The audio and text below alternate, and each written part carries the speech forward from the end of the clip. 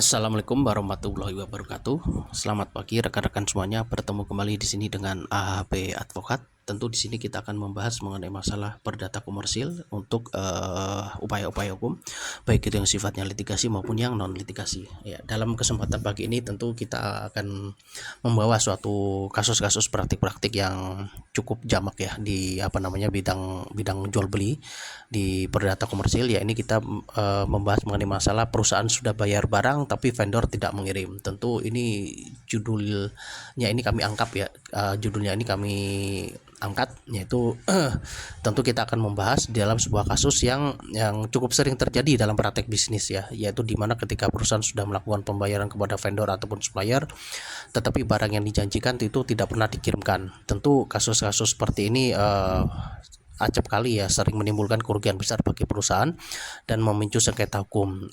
Tentu teman-teman semuanya, rekan-rekan semuanya, melalui video ini kita akan melihat kronologi kasusnya serta bagaimana analisis hukumnya dalam perspektif hukum perdata di Indonesia. Selanjutnya ini kita masuk di bidang latar belakang kasus ya. Jadi latar belakang kasusnya sini adalah dalam praktek bisnis tentu perusahaan sering membeli barang dari vendor ataupun supplier. Transaksi biasanya didasarkan pada kontrak atau perjanjian pengadaan dan pembayaran dapat dilakukan penuh atau sebagian di awal sesuai kesepakatan. Tentu di sini dalam dunia bisnis ya, perusahaan itu sering melakukan kerjasama dengan vendor ataupun supplier untuk pengadaan barang. Kerjasama ini biasanya dituangkan dalam sebuah perjanjian atau kontrak bisnis yang mengatur hak dan kewajiban daripada masing-masing pihaknya. Dalam prakteknya tentu pembayaran seringkali dilakukan di awal transaksi, umumnya itu berupa down payment ataupun DP, ada yang berupa pembayaran penuh juga, dan ada juga yang masih berupa uang muka ataupun down payment sebagaimana yang kita sebutkan tadi di awal ya, sesuai kesepakatan dalam kontrak. Nah, setelah pembayaran dilakukan tentu vendor memiliki kewajiban untuk mengirimkan barang sesuai spesifikasi, jumlah dan waktu pengiriman yang telah disepakati. Selanjutnya untuk awal kronologi, perusahaan dan vendor menandatangani perjanjian pembelian barang. Perusahaan telah melakukan pembayaran sesuai nilai kontrak dan vendor juga memiliki kewajiban untuk mengirimkan barang sesuai waktu yang diperjanjikan. Sebagaimana awal kronologi ini juga telah kita paparkan tadi ya secara bersama-sama di paparan di slide sebelumnya, ini mengenai masalah latar belakang kasus. Tapi di sini kami sampaikan kembali bahwa kasus ini biasanya tuh dimulai ketika perusahaan dan vendor telah menandatangani perjanjian pengadaan barang. Jadi kesepakatan itu telah dibuat, perjanjian juga telah komplit. Dalam perjanjian tersebut juga telah disepakati jenis barang yang akan dibeli, jumlah barang, harga, serta waktu pengiriman. Setelah kontrak ditandatangani, tentu perusahaan sebagai pembeli kemudian melakukan pembayaran sesuai dengan nilai yang telah disepakati. Dengan dilakukannya pembayaran tersebut, maka perusahaan telah memenuhi apa yang menjadi kewajiban utamanya dalam perjanjian jual beli ini, yaitu membayar harga barang kepada vendor. Nah, untuk kemudian di slide ini kita akan membahas permasalahan yang timbul ya. Jadi permasalahan yang timbul itu secara intinya di sini adalah vendor itu tidak mengirimkan barang sesuai jadwal. Vendor menunda pengiriman tanpa adanya suatu kepastian, dan hal ini menimbulkan kerugian bagi perusahaan. Tentu detailnya di sini yang kami sampaikan bahwa permasalahan itu mulai muncul ketika vendor itu mulai tidak mengirimkan barang sesuai dengan waktu yang telah diperjanjikan ya. Jadi di sini ada dua dimensi. Yang pertama bisa karena keterlambatan atau sama sekali tidak mengirimkan barang. Dalam beberapa kasus vendor hanya memberikan alasan penundaan tanpa memberikan kepastian kapan barang akan dikirimkan. Nah, tentu situasi ini menimbulkan masalah bagi perusahaan, terutama jika barang tersebut sangat dibutuhkan untuk kegiatan operasional ataupun produksi. Akibatnya perusahaan dapat mengalami kerugian baik secara finansial maupun operasional.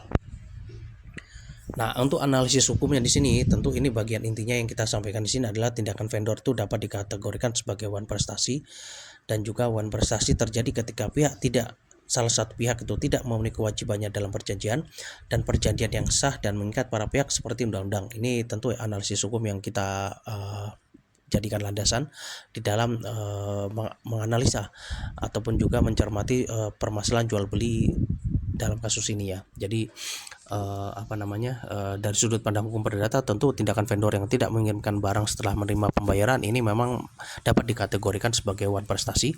Wan prestasi adalah suatu kondisi di mana salah satu pihak dalam perjanjian itu tidak memenuhi apa yang menjadi kewajibannya sebagaimana yang telah disepakati. Dalam konteks ini tentu perusahaan telah melaksanakan apa yang menjadi kewajibannya dengan melakukan pembayaran, sedangkan vendor tidak melaksanakan kewajibannya untuk mengirimkan barang.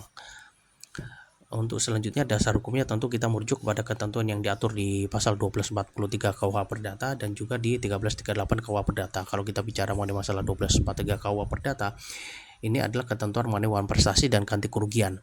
Nah, pada pasal ini dasarnya itu menyatakan bahwa pihak yang lalai memenuhi kewajiban dalam suatu perjanjian itu dapat diminta untuk mengganti kerugian yang timbul akibat kelalaian tersebut.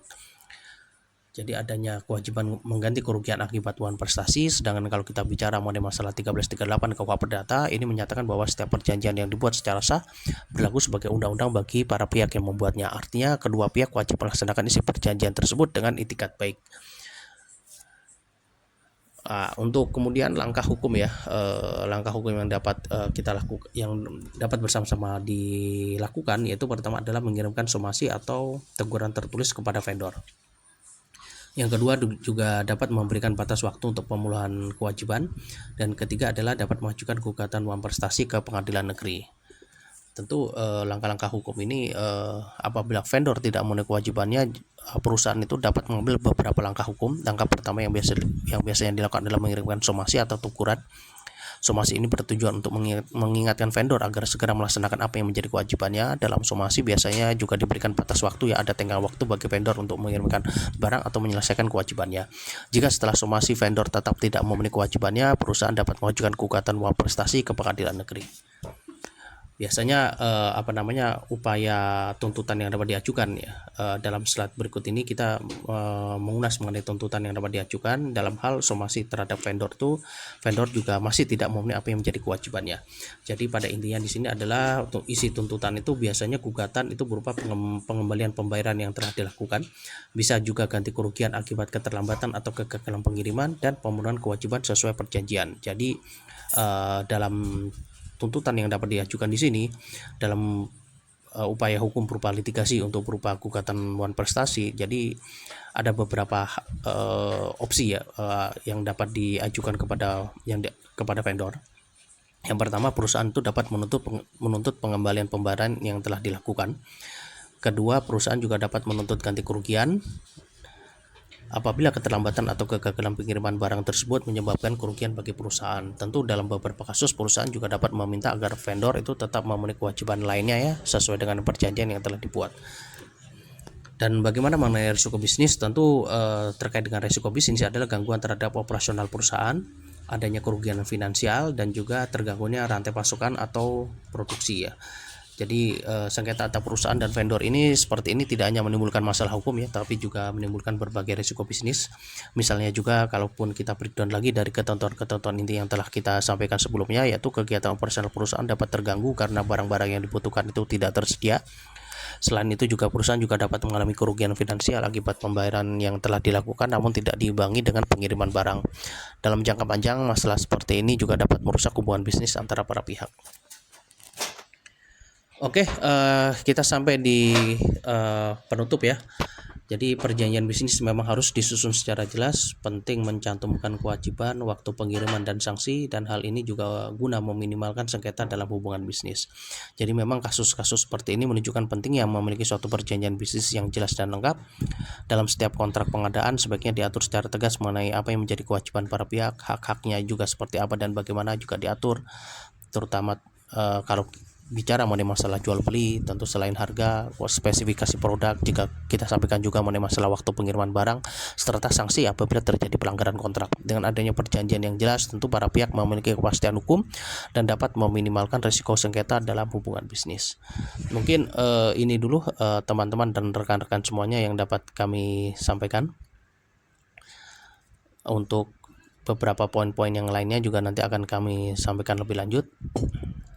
Dan konten ini tentu disampaikan untuk tujuan edukasi hukum dan informasi umum, dan setiap kasus memiliki fakta dan kondisi yang berbeda sehingga memerlukan analisis hukum secara khusus. Informasi dalam video ini tentu bukan merupakan nasihat hukum yang bersifat mengikat.